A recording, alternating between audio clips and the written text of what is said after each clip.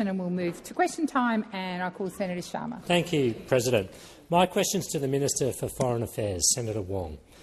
Minister, have you advised the Prime Minister to apologise to the Japanese Prime Minister for the crude and insulting comments and gestures he made when discussing a symbolic and thoughtful gift of crown melons he received from her?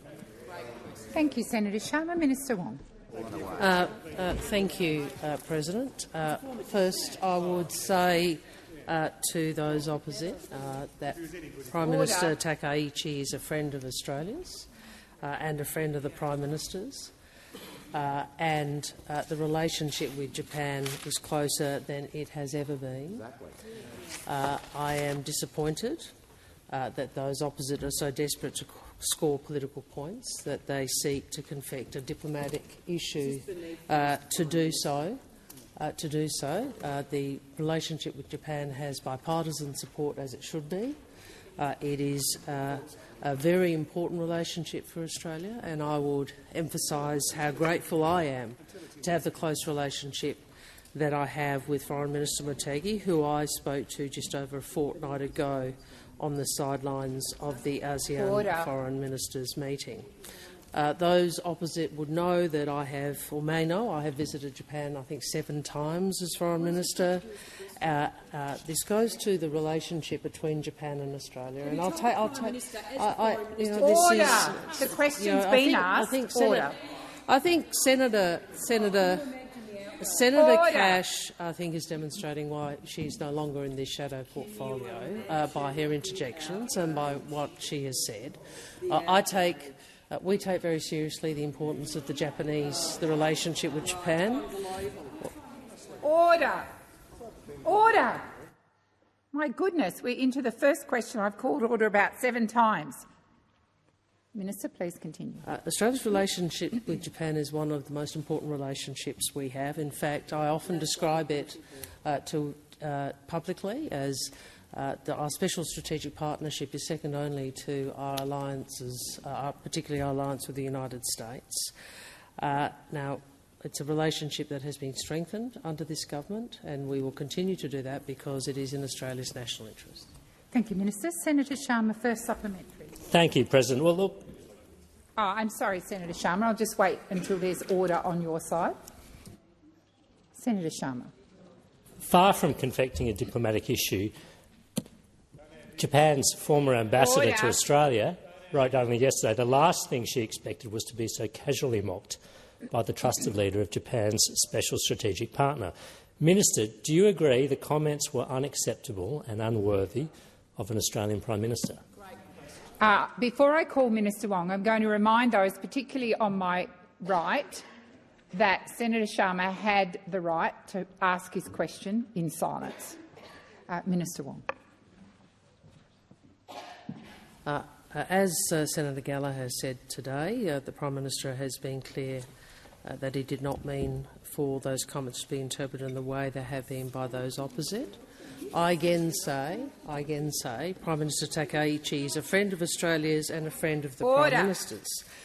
Now, it's a friend of the Prime Minister's, a friend of Australia's, and I would make this point, Senator, that through you, that this is a relationship.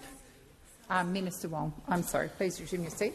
I've called for order on my left. Senator Ruston, you were one of the people that was out of order the first time round, and you've continued to be. Please come to order. Minister Wong, please continue. Again, what I would say is we appreciated very much Prime Minister Takaichi's visit to Australia, and the Prime Minister was honoured to receive her, just as I was honoured to deliver the keynote address at the event celebrating the 50th anniversary of the Nara Treaty. We will continue to work in our relationship with Japan, which is so important to strategic balance in the Indo-Pacific. Thank you, Minister. Senator Sharma. I'm sorry, Senator Sharma. Resume your seat. Senator Ruston, I've asked you to come to order. I expect you to come to order. Senator Sharma, seconds up. Thank you. Minister, what steps have you as Foreign Minister taken to ensure our partnership with Japan, one of our most valued trading and security partners, is not damaged by the Prime Minister's boorish and insulting behaviour. Order. Senator Ayres. Minister Wong. Well, again, what I'd say to the senator is the relationship with Japan is something that has strengthened since we have been in government, that we engage closely and regularly, that the Prime Minister regards Prime Minister Takaichi as a personal friend as well as a friend of our nation, and we are grateful for the close relationship we have. And, Senator, I know that there's a lot of division and unrest in opposition ranks which has been spoken about, but I don't believe that distracting from that by diminishing Australia's relationships is responsible. Order. Order. Minister Wong, had you concluded? Thank you. Senator Ciccone. Thanks, President. Good to see you and colleagues again. Now, my question is to the Minister for Foreign Affairs, Senator Wong. Minister, following the treaty signings last month by Prime Minister Albanese and Prime Minister Rabuka of Fiji, this week the Australian Government will table the Vulvale Union and Ocean of Peace Alliance here in Parliament, marking a new chapter in our relationship with Fiji. Could the Minister please explain to the Senate what these treaties mean for Australia and how continued engagement with the Pacific, including last week at the PIF Foreign Ministers meeting, strengthens Australia's place in our region? Thank you, Senator Ciccone. Minister Wong. Thanks to Senator Ciccone for his question, and I appreciate the opportunity to update the Senate on the Vulvale Union and the Ocean of Peace Alliance. These two treaties are some of the most comprehensive and important endeavours Australia has undertaken with any country, where they are grounded in our two nations' shared trust, respect and responsibility. The Vulvale Union's three pillars, security, economies and people, will underpin our relationship with Fiji for generations to come. And, of course, the Ocean of Peace Alliance, our mutual defence treaty, commits Australia and Fiji to come to each other's aid in times of greatest need. We are saying that we will be there for one another. The government's credibility and reliability with Pacific partners is now why we now count Fiji and Papua New Guinea as Australian allies, and these agreements are milestones in the Albanese government's work to secure Australia's future in our region, because a stronger, safer, sovereign and more prosperous Pacific benefits every Australian. I have spoken publicly about the permanent contest Australia finds ourselves in, and we cannot be complacent about this. Advancing our national interests requires sustained effort. And just last week I was back in Fiji for the Pacific Islands Forum Foreign Ministers meeting, continuing the government's work to advance Pacific priorities and our shared interests. We know how important it is that Pacific countries work together to ensure the future of our region is determined by our region's countries and peoples. And with new alliances with Papua New Guinea and Fiji, the Nakamal Agreement with Vanuatu, our Whalapili Union with Tuvalu and the Nauru Australian Treaty, Labor continues our work to deliver a peaceful, stable and prosperous Pacific. Thank you, Minister. Senator Ciccone, first supplement. Thanks a lot, Minister, and thank you, President. As the Minister has previously said, President, Australia must embrace all elements of our national power, including our unique cultural and historic regional ties, to ensure that our place in the region and in the world. Now, how has the Albanese Labor government, Minister, worked to make use of our national advantage, and how has it complemented the government's work to strengthen every single one of our relationships in the region? Thank you, Senator Ciccone. Minister Wong. Thank you, Senator Ciccone. And you refer to the times we face, and they are uncertain and unstable times, and we have to use every tool at our disposal to shape a peaceful, stable and prosperous region. Centuries before Europeans arrived, First Nations people connected Australia with the world. They were Australia's first diplomats and first traders, and this is a source of strategic national advantage. This was highlighted when Yolngu elder Japari Mungarichi stood alongside the Prime Ministers of Australia and Fiji at the signing of the Ocean of Peace Alliance and Vulvale Union. Yolngu elders gifted a name from Yolngu Martha, bookmark everyone, to the new forum at our heart of Vulvale Union. There is no country that can emulate or replicate Australia's historical connections to the Pacific and Southeast Asia, and that is why we will keep drawing on the full breadth and depth of Australia's experience and capabilities in order to create a stronger and safer region. Thank you, Minister. Senator Ciccone, second supplementary. Thank you again, President. Now, as the Minister has outlined, the Albanese Labor government is working with the Pacific, and proudly so, to deliver on our shared priorities and work alongside the region. Minister, what has enabled Australia to improve our standing in the region, and what risks are there to this constructive and productive approach? Thank you, Senator Ciccone. Minister Wong. Thank you. Well, we in the Albanese government know that the job of building a safer, more secure region will never be over, and that is why we're using all arms of national power to strengthen Australia's relationships in the Pacific, to continue building trust and to remain a partner of choice. And we have been turning up, listening and working to advance Pacific priorities. We have prioritised Australia's position as the Pacific's largest and most comprehensive development partner, because when Labor came to government, we chose to deliver real change in our foreign policy. And this is why we have made transformational breakthroughs in the Pacific. But we know we have to keep working hard every day. We cannot afford to return to the days of neglect, and we will keep persistently pressing Australia's national interest in our region every day. Thank you, Minister. Senator Patterson. Thank you, Madam President. My question is to the Minister representing the Prime Minister, Senator Wong. Andrew Green at The Nightly has reported today that the Japanese government was surprised to see confidential correspondence to the Department of Prime Minister and Cabinet about the Prime Minister's melon mess leaked to the media. Minister, do you know how the media obtained this sensitive diplomatic correspondence? Thank you, Senator Patterson. Minister Wong. Thank you. Senator Patterson, I would also say to you, as someone who does care about our relationships with the region, and I hope would not be party to putting out really what is misinformation, which is what we have seen from some of those opposite. I would hope that you understand the importance of ensuring we have a strong relationship with Japan. I would encourage you to not participate in the confection of a diplomatic issue, which we are seeing from those less responsible on your side of the parliament. In relation to what you have raised, I have seen those reports publicly. I don't know what correspondence is being referred to. What I would say is what I said in response to Senator Sharma. The Prime Minister of Japan, Prime Minister Takaichi, is a friend of Australia's and a friend of the Prime Minister. I can say to you that the Prime Minister was personally committed to ensuring that Prime Minister Takaichi felt at home during her visit to Australia, including joining her at the Nara Peace Park. It was a very successful visit, and it is a very important relationship, and I hope it is treated as such by all parties.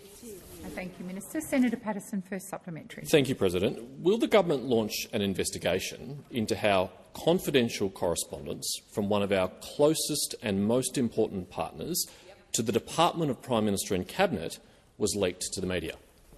Thank you, Senator Patterson. Minister Wong. Senator, I have seen the reports. I don't know what, as I referred to my earlier answer in relation to the correspondence. What I would say to you is we have a very close and trusting relationship with the Government of Japan. Thank you, Minister. Senator Patterson, second supplementary. Thank you, President. Minister, isn't it true that in a desperate attempt to clean up the Prime Minister's self-inflicted melon mess, the government is now risking a critical bilateral relationship by leaking confidential correspondence? Wouldn't it be easier for the Prime Minister to just admit he got it wrong and say sorry? Thank you, Senator Patterson. Minister Wong. Can I make this point, that I am answering the question. Thank you for the advice. I appreciate it. The risk to relationships is borne by all parties in this chamber, and there are those opposite who have engaged, who are so desperate to score political points that they are confecting a diplomatic issue to do so.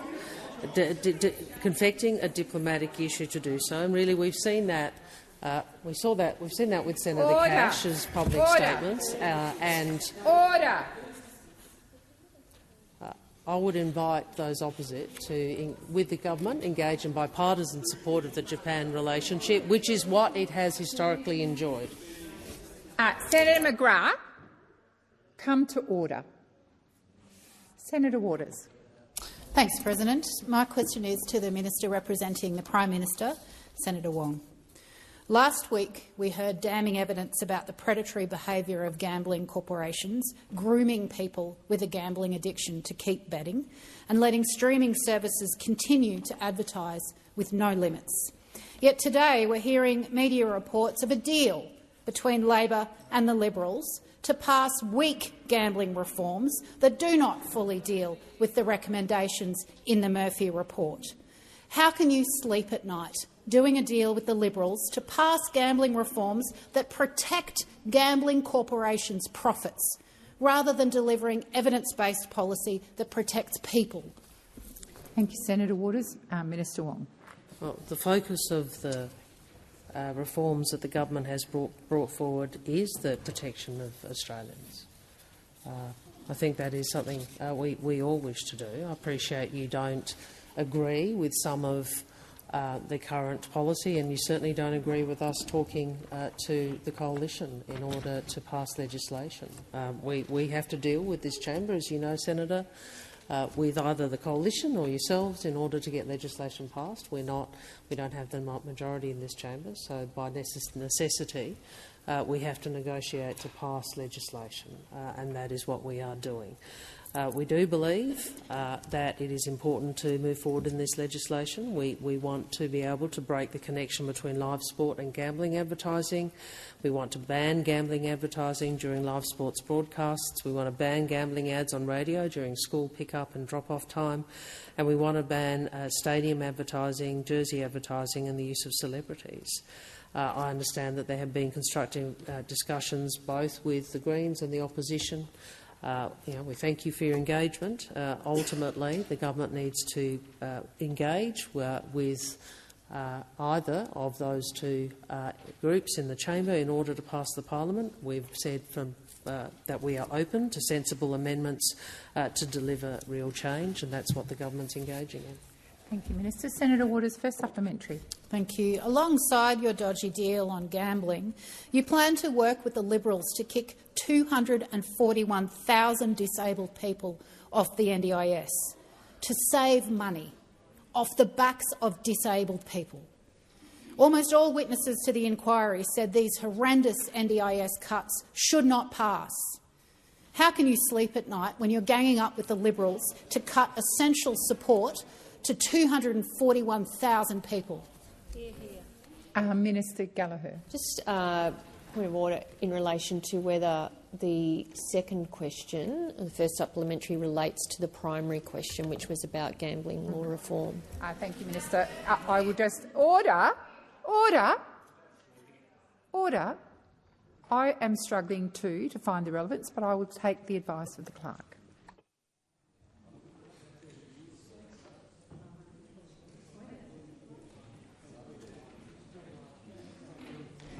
My advice is there isn't a connection, but I will invite Minister Wong to answer the question in a way that she thinks is relevant. Thank you, Senator Waters. Well, Senator, I suppose the response might be, how can you sleep at night knowing that you would make sure that the NDIS could not survive? I mean, that is actually the issue. And I appreciate, I respect that you have a right to run a political campaign. We have to continue to deliver real change, and that means we have to ensure that the NDIS can stay strong and continue to support Australians who so desperately need it, not just this year, not just next year, but for decades to come, and that is what the government is seeking to do with the changes which we are engaging in. Thank you, Minister. Senator Waters, second supplementary. Thank you. The government's job is to look after people. If you're looking for ways to fix the budget bottom line, then a 25% gas export tax would raise $17 billion a year. Why does Labor keep doing favours for big corporations and making money off the back of disabled people instead of working in the interests of Australians? Thank you, Minister Gallagher. Well, again, I'm not sure how that question relates to the primary question, or indeed the first supplementary either. Thank you, Minister. I am going to once again ask Minister Wong if she wishes to make a contribution, because I'm ruling that question out of order. Minister Wong. Well, Senator, we've addressed this previously. I would make this point to you, Senator. You make a whole range of personal assertions about people's motivation. We are always motivated. Yes, you are. Motivations of the Labor Party and the Labor government. The Labor government is motivated to try and work to deliver real change for Australians who are experiencing cost of living pressure now, to deliver real change on national security and foreign policy, to deliver real change on the economy, to deliver real change on housing, to deliver real change so that we can continue to deliver a strong Medicare system and a strong NDIS, not just now, not just next year, but in decades to come. That is what we are motivated by. Thank you, Minister. Senator Dowling, welcome back. Great to be back, President. My question is to the Minister for Finance, Senator Gallagher. A responsible approach to the budget has allowed the Albanese Labor government to deliver another tax cut for every taxpayer from 1st of July. We've delivered wage increases for around 3 million workers and increased payments for 2.6 million Australians who need them most. Can the Minister update the Senate on how the government's responsible approach to budget management is delivering cost of living relief for Australians and continuing to build the services and support Australians rely on? Thank you, Senator Dowling. Minister Gallagher. Thank you, President. I thank Senator Dowling for the question, and welcome back, and congratulations on the new member of the family. We can't wait to meet her when you bring her to Canberra. And in relation to the question, we have, just in the last week or so, seen that S&P Global have endorsed the government's responsible economic and fiscal management by reaffirming Australia's AAA credit rating. And we remain one of only 9 countries with a AAA sovereign credit rating from all 3 major rating agencies.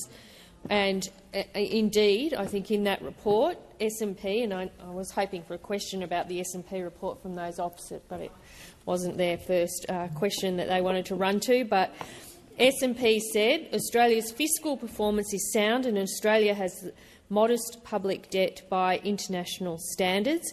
It specifically calls out the government's ambitious tax and saving reforms for helping improve Australia's fiscal position over the next decade.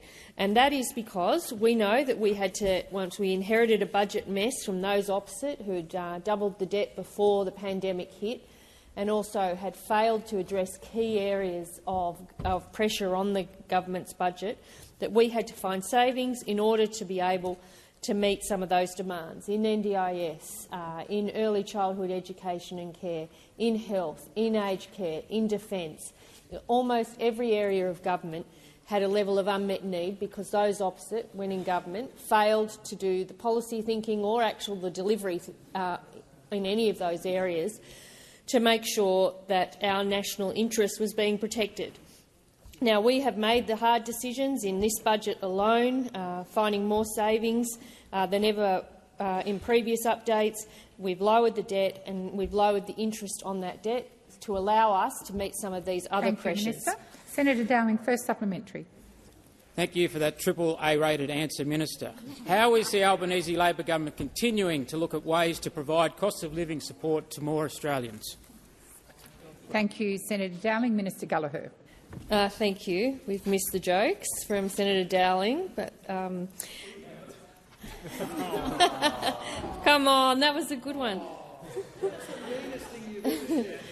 One of the new ways that the Albanese government is providing cost of living support is through expanding the Commonwealth Prac payment to people training in an additional 10 key frontline health professions.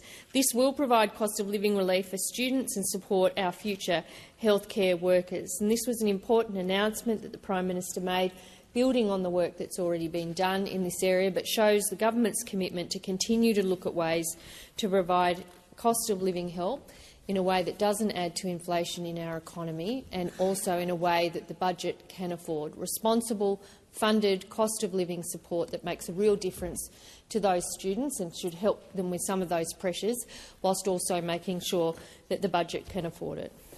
Thank you, Minister. Senator Dowling, second supplementary. Since the Albanese Labor government was elected, significant investments in Medicare have been made. How have these investments provided cost-of-living assistance through a stronger Medicare system? Thank you, Senator Dowling. Minister Gallagher.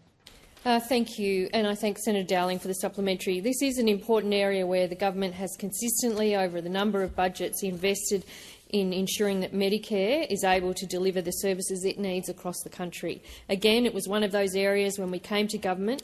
I think the Health Minister says that Medicare was on its knees and it needed significant investments to make sure that it continued to deliver accessible health care across the country. Just in the last couple of days, we've seen some of the first outcomes from the additional investment, demonstrating when you match that investment with a particular outcome and you drive for that outcome, and we see improved results. And that's what we're seeing with the bulk billing rate for the June 2026 quarter, rose to 84.1%, up almost 5 percentage points on the same quarter last year, the largest quarterly increase in 20 years. And in Senator Dowling's home state of Tasmania, the bulk billing rate has increased to 80.8%, up 5.5 percentage points, making a real difference to Tasmanian families. Thank you, Minister. Senator Lambie, welcome back. Thank you, Madam President. My question is to the Minister representing the Minister for Veterans Affairs. DVA requires doctors to provide medical evidence for liability and personal injury claims for veterans, but doctors are reporting that DVA is failing to pay for reports already completed and submitted. Not surprisingly, some doctors are now refusing to provide any more reports for veterans until their outstanding invoices are paid by the Department of Veterans Affairs. This puts veterans in the middle of a payment dispute between DVA and their treating doctors, and it is shameful, with claims that can't progress because the DVA needs medical evidence that isn't available, or they make a determination without it, or they force us into the hands of MLCOA, which is not our choice. This is causing significant distress to veterans and threatens to further reduce the pool of doctors willing to work with the Department of Veterans Affairs. How many liability and personal injury report invoices are currently unpaid, and how many doctors are waiting for payment? Now, I'm sorry I have to ask this in here, but DVA, I've been asking them for quite some time, will not give me that answer.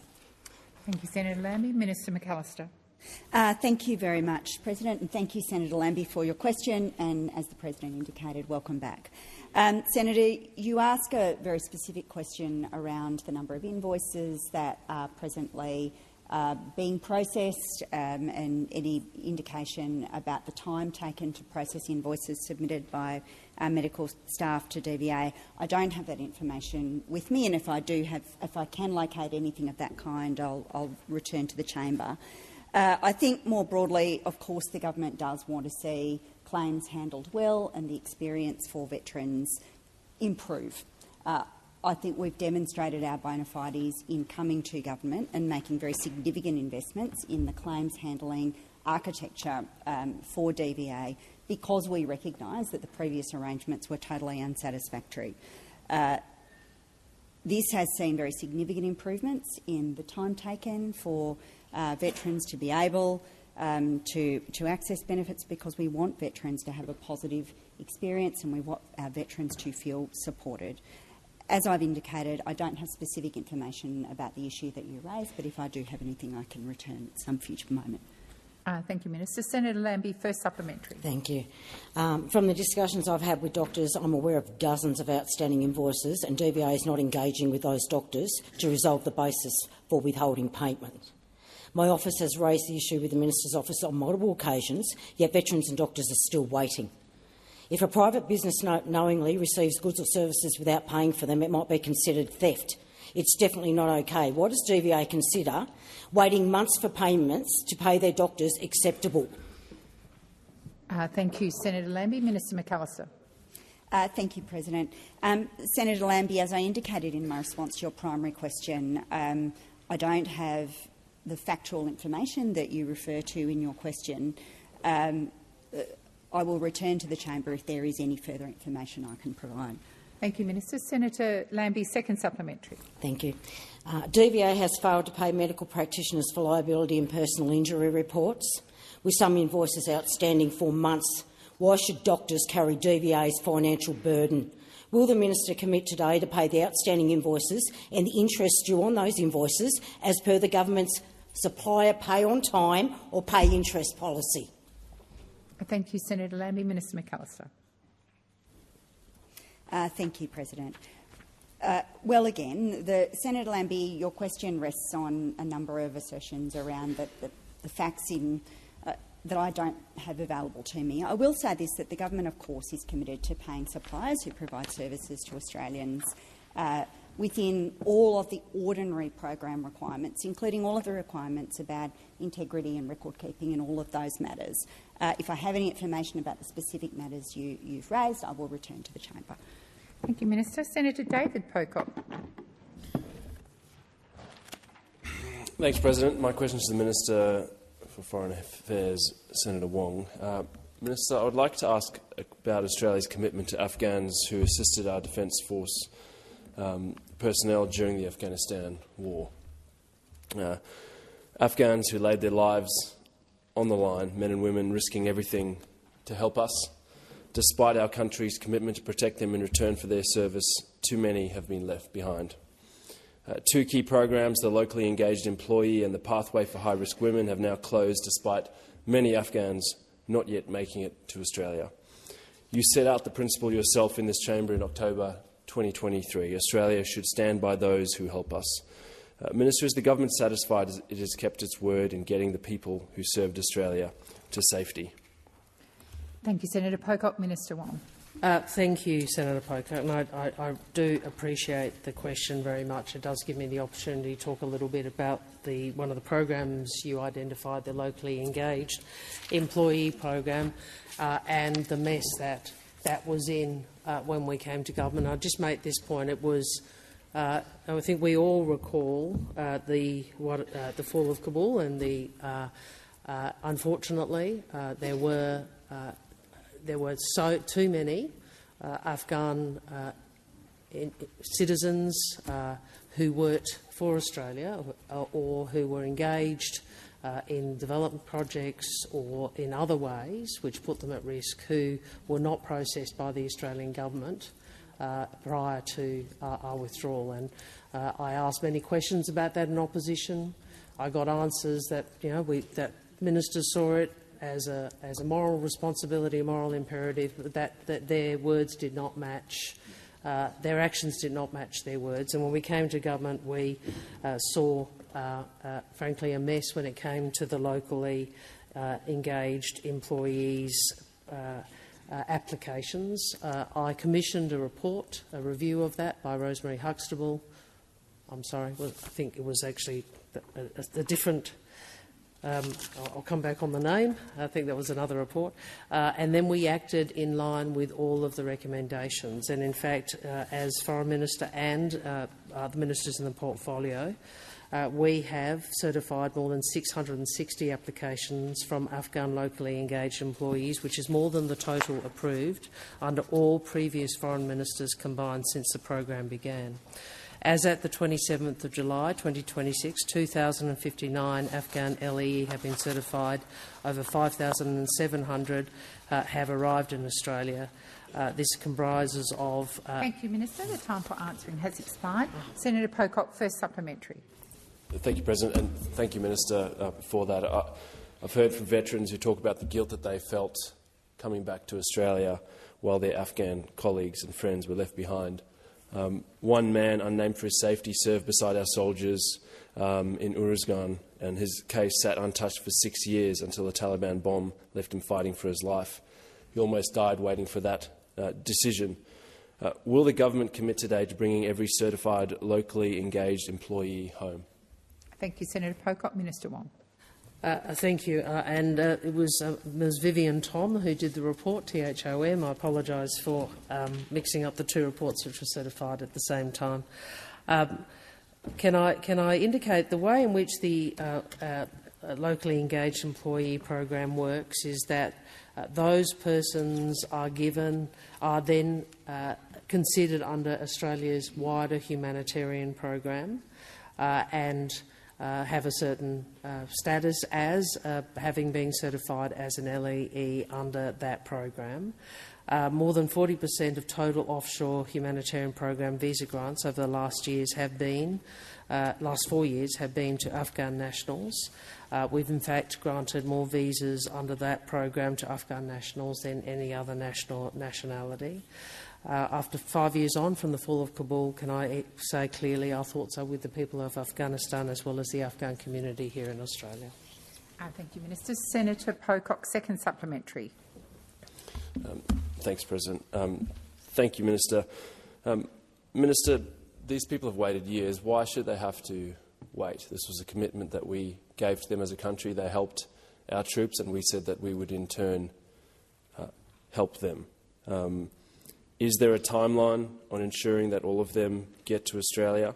And will the government refer this program to the Auditor-General so that Parliament can actually find out why this program has not delivered as we were promised? Thank you, Senator Pocock. Minister Wong.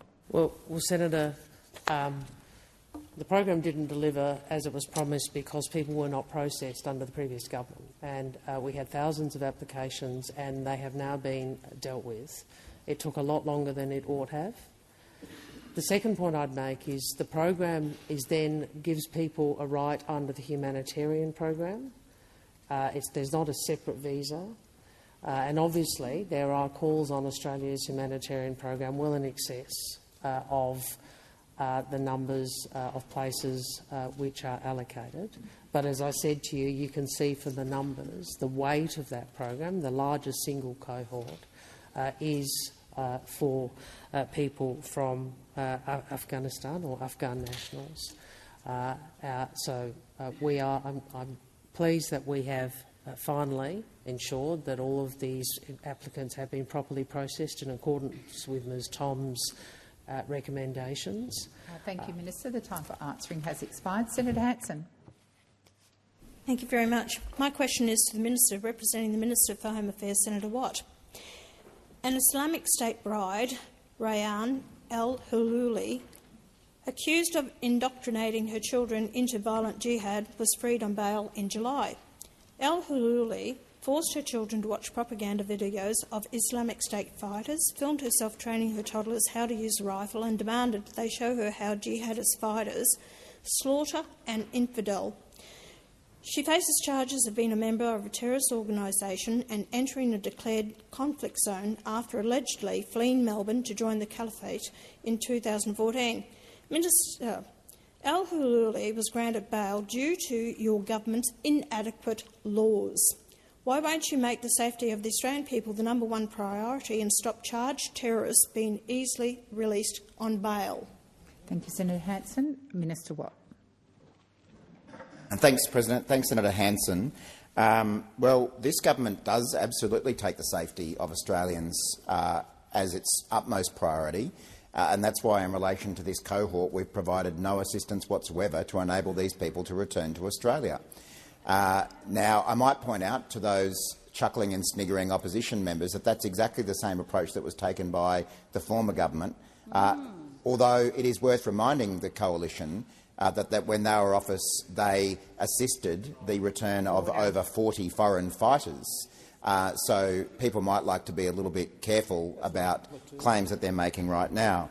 Senator Hanson, the end of your question talked about efforts that the government would take to stop people being released on bail. I'm not sure if you're suggesting that the government should intervene in decisions that are being taken by the courts. That's obviously not something that this government supports, whether it be about this sort of situation or in other situations.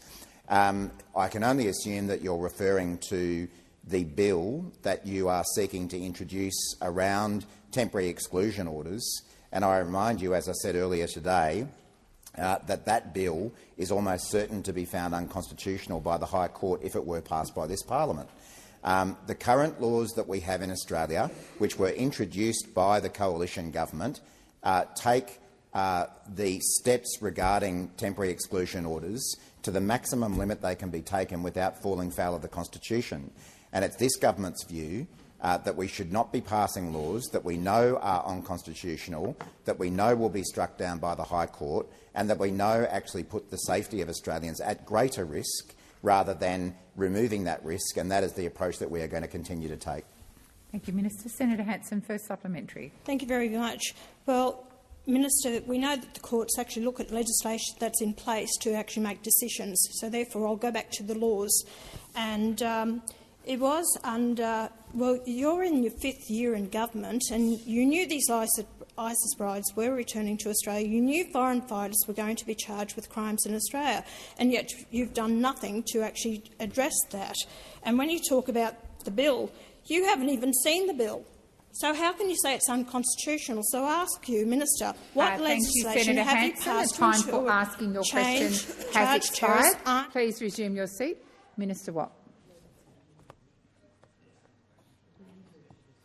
I think Senator Hanson's conclusion to the question was about steps that the government would take to stop these types of people being released on bail. And again, we're not going to intervene in the independent decisions of courts. We are going to ensure that Australian laws are as tough as they possibly can be in relation to this group of people, and they are. We have obviously considered what further steps can be taken around these laws, and the consistent advice is that any extension of the current laws around temporary exclusion orders or anything related to it would be knocked over by the High Court. And that would actually put the safety of Australians at greater risk. Now, Senator Hanson, I might remind you that when this government has attempted to take steps to keep Australians safe by, for example, passing laws to deport hate preachers, the One Nation Party voted against those laws. So when you've had an opportunity to stand up for Australian safety on migration matters, you've decided to vote against that. Thank you, Minister. Senator Hanson, second supplementary. Thank you. Minister, Labor has been dishonest about blocking ISIS brides from returning to Australia. You've been dishonest about whether accused terrorists can be stopped from getting bail. Another 13 suspected ISIS fighters could be freed from an Iraqi jail soon. How can the Australian people trust you will attempt to stop these ISIS fighters and sympathisers from returning back to Australia? Thank you, Senator Hanson. Minister Watt. Well, Australians can certainly trust that this government will operate in line with Australian laws. We'll take the toughest possible action that we can under laws that are constitutional. Now, Senator Hanson talks a bit about dishonesty. I reckon what's dishonest is telling battlers that you're standing up for them and coming in and voting against wage rises. I reckon what's dishonest is saying we need more homes and blaming migrants for housing issues and then voting against more housing. I think that's dishonest. I think that's what dishonest is, telling battlers that you're standing up for their health care and voting against a government that passes laws to provide more health care. That's what dishonesty is. That's what One Nation are. They are fundamentally dishonest when it comes to standing up for Australian battlers. They say they do one thing, they come down here and they vote with the Liberals, and that's because they are effectively the same. We know that One Nation can only enter government in partnership with the Liberals. We know that the Liberals can only enter government in partnership with One Nation, and that would be a disaster for working people and the people One Nation claims to represent. Senator Grogan. Thank you, President. My question is to the Minister representing the Minister for Employment and Workplace Relations, Senator Watt. I'm very proud to be a member of a Albanese Labor government that's delivering real change for Australian workers. And helping Australians earn more and keep more of what they earn is at the very heart of Labor's economic plan. Can the Minister outline for us the latest wage increases that the government is delivering for workers in care industries? Thank you, Senator Grogan. Minister Watt. Thanks, President, and thanks, Senator Grogan, who, along with pretty much everyone in the Labor caucus here, has a proud record of standing up for the wages of Australian workers, something that can't be said for anyone from around there right through to— oh, no, they've gone because they don't bother turning up for question time. Minister Watt, we don't refer to whether senators are in or out. OK, we'll just talk about attendance at estimates instead. Higher wages is one of the best ways to help people with the cost of living, and that's what we're delivering for workers around the country. Wages for all workers are up due to the Albanese Labor government's workplace law reforms, and we've taken action to support workers in the care sector who've been undervalued for too long. Earlier this month, the government was proud to back the aged care nurses who look after our loved ones through another wage rise. Since we came to office, aged care workers have now received 5 wage increases because we believe these workers should be properly valued for the care they provide to our older Australians. This means that since we came to government in 2022, aged care nurses will have seen their pay increase by up to $36,000 per year.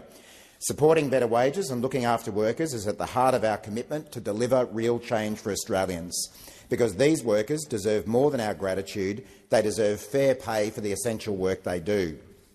This investment recognises the big contribution that nurses in aged care make to our economy and community, and will help to create a bigger incentive for young Australians looking for a rewarding career to choose aged care careers in the future. Better pay for aged care nurses means better care for older Australians. Our record boost to wages is making it easier for aged care homes to attract and retain nurses, ensuring older people can access higher quality, more consistent care. After a decade of decay under the Coalition, aged care workers deserved better pay, and in 4 short years, Labor has delivered exactly that. This latest pay rise builds on our work to get wages moving and strengthen the sector for years to come. Thank you, Minister. Senator Grogan, first supplementary. Thank you, President, and thank you to Minister Watt for outlining that for us. The Albanese Labor government has put gender equality at the heart of the Fair Work Act. How has the government's investment in boosting wages in the care sector helped to narrow that gender pay gap? Thank you, Senator Grogan. Minister Watt. Thanks, Senator Grogan. Well, under the Albanese Labor government, the gender pay gap is at its lowest level on record. Australian women are now earning more than $250 a week more than they were before we came to government. We've invested more than any previous government. Sounds like Senator Canavan's got a problem with that. We've invested more than any previous government to ensure workers in female-dominated occupations like aged care and early childhood and education and care are compensated appropriately to deliver the world-class care our parents, grandparents and kids deserve. Of course, there are some people in this place who think that women should continue being paid less than men over the course of their careers. Senator Hanson thinks the gender pay gap is all smoke and mirrors, as she said at the Press Club in July, and she's even said that women, quote, get themselves pregnant for the money. Now, this coming from the party that the Liberals want to form government with, because we all know that one nation can't win without the Liberals and the Liberals can't govern without one nation. Thank you, Minister. Senator Grogan, second supplementary. Thank you, President. Australians are doing it tough right now, and cost of living pressures continue to impact families all around the country. Boosting wages of working Australians is one of the best ways to help those people with cost of living pressures. Can the minister please tell us why it is important to keep wages increasing, and what are the barriers to further wage increases into the future? Thank you, Senator Grogan. Minister Watt. Thanks, Senator Grogan. Well, this latest pay increase for aged care workers means that since 2022, a registered nurse on the most common pay level will have seen their pay increase by more than $36,000 a year, while an enrolled nurse in aged care will have seen their wage go up by almost $32,000 per year. Our aged care nurses do an incredible job, and they deserve every dollar of this pay rise that Labor is delivering, just like our amazing early childhood educators, who've also received pay rises from this government over the past few years. And the truth is, the only barrier to further wage rises for those or other workers in Australia is a Liberal one-nation coalition government. Because when asked if these pay rises for female care workers were necessary, Senator Hanson said, didn't they get a pay rise not so long ago? And then added, do we even need these services? That's the kind of attitude that One Nation and their Liberal counterparts have towards Australian working people. It would mean lower wages, a harder life for Australian workers, and we are not going to stand for it. Senator Canavan. Thank you very much, Madam President. My question is to the Minister representing the Prime Minister, Senator Wong. Minister, since Labor's May budget, Westpac says that new home loan applications have fallen by 20%, while the National Australia Bank reports demand for new loans down 15%. Will the government now admit that its property taxes have damaged confidence, and will it immediately remove its taxes to restore economic certainty? Thank you, Senator Canavan. Minister Wong.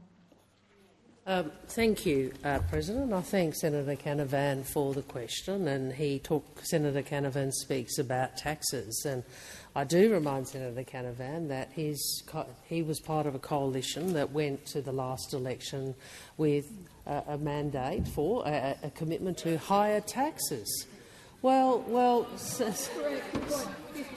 Senator, I would just make the point.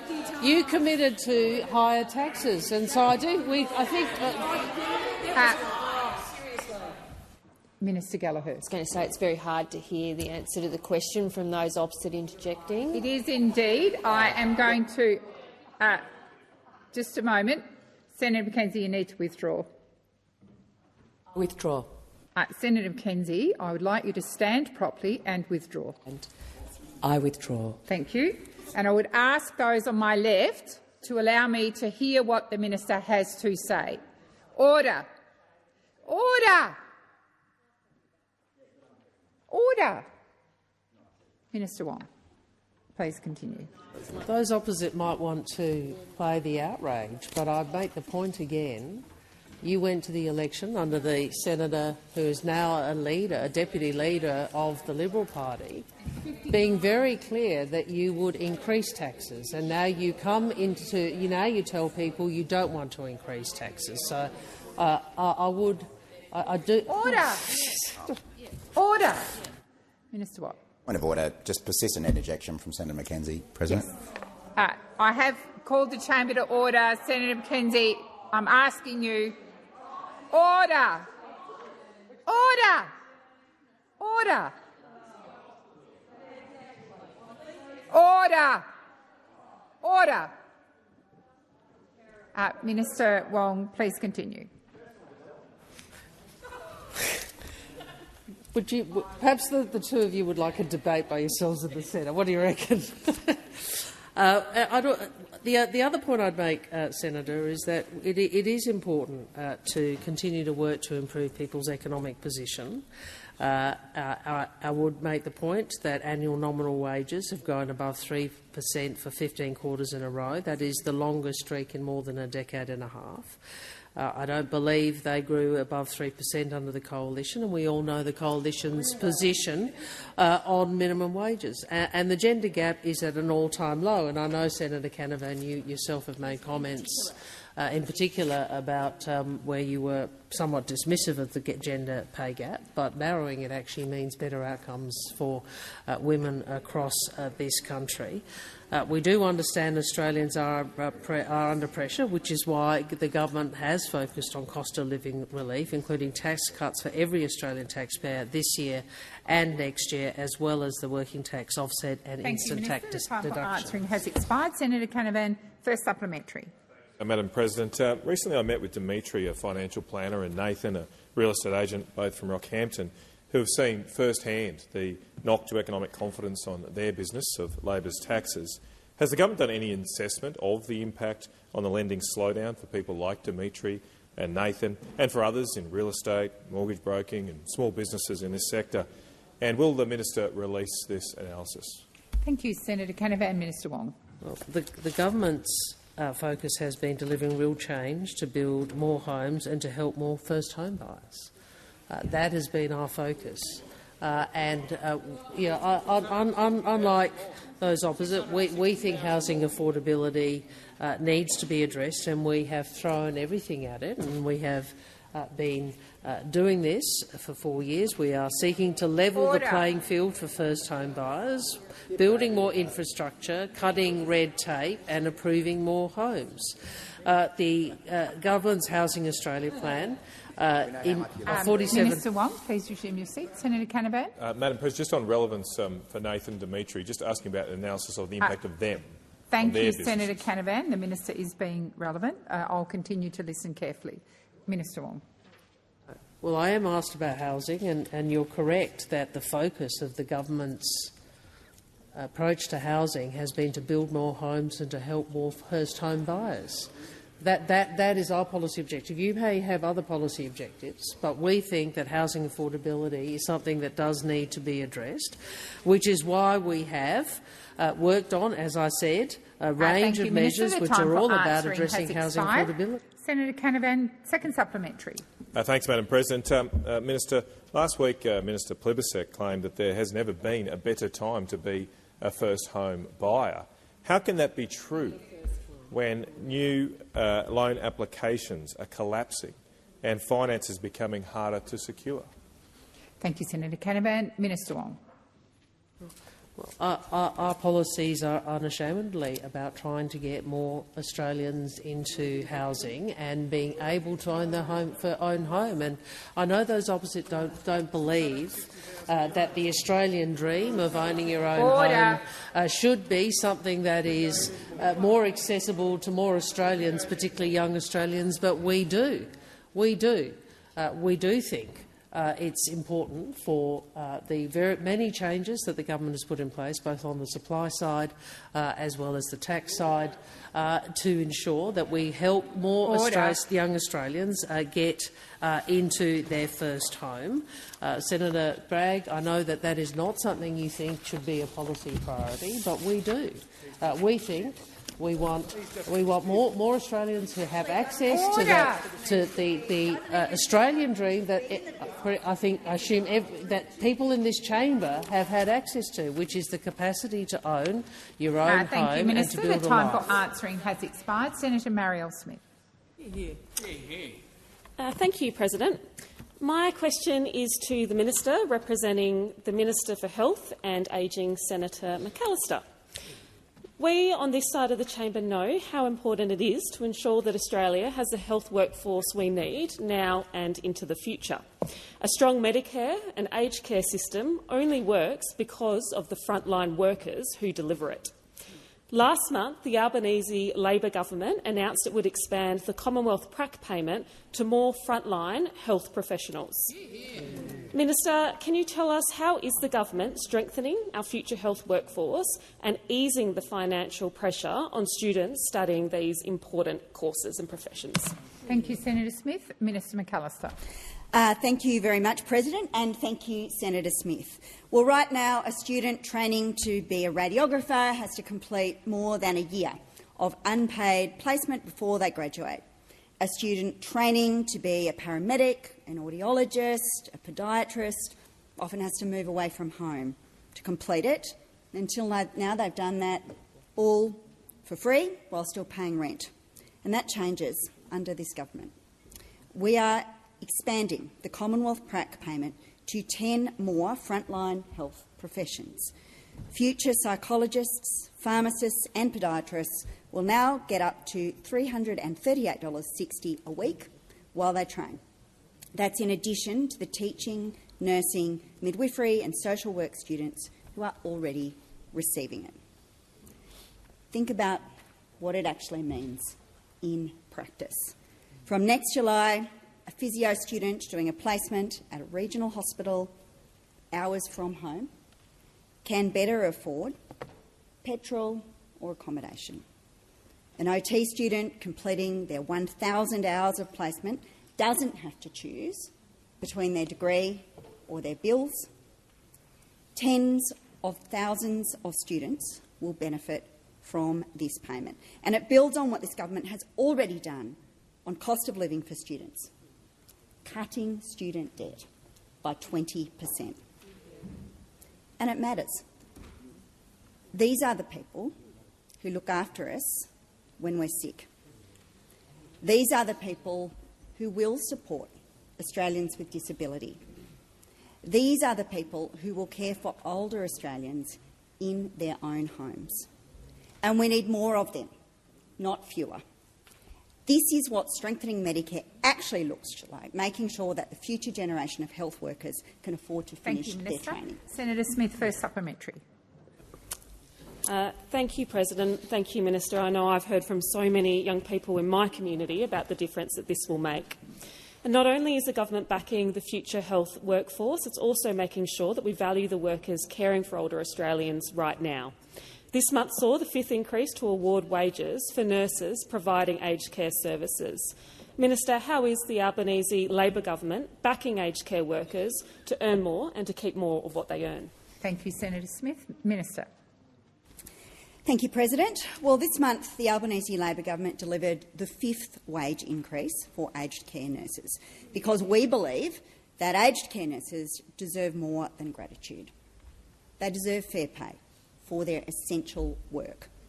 And this increase means that since 2022, a registered nurse on the most common classification will have seen their pay increase by more than $36,000 a year.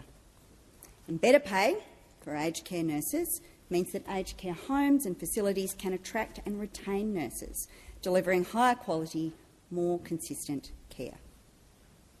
It tells you everything about those opposite that when this government fixes a historic wage injustice, the Leader of the Opposition's response is to complain that these workers are disproportionately unionised and that they've received hefty pay increases. Thank you, Minister. The time for what a answering disgrace. has expired. Senator Smith, second supplementary. Thank you, President. Minister, it's great to hear how the Albanese Labor government is delivering for healthcare workers now and into the future, providing cost of living support for students and workers and helping Australians to get the care that they need. Can the minister outline whether anything stands in the way of our government's approach? Minister McAllister.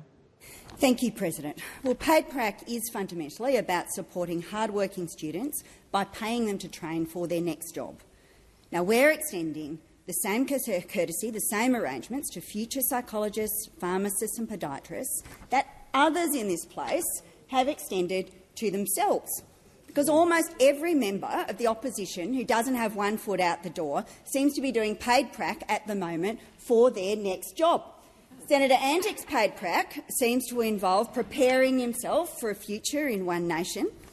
Senator McKenzie doing some Paid Prac in marketing. She's got very strong views about how One Nation should be spending their advertising budget and in what seats. And honestly, who knows what the Shadow Treasurer is actually training for, but it's certainly not his current role. He's off on Sky explaining that he sees himself as Tigger from Winnie the Pooh. Those opposite are not focused on the Australian people. They are focused on themselves, their own jobs and their future roles elsewhere. Minister Wong. I ask that further questions be placed on notice. Thank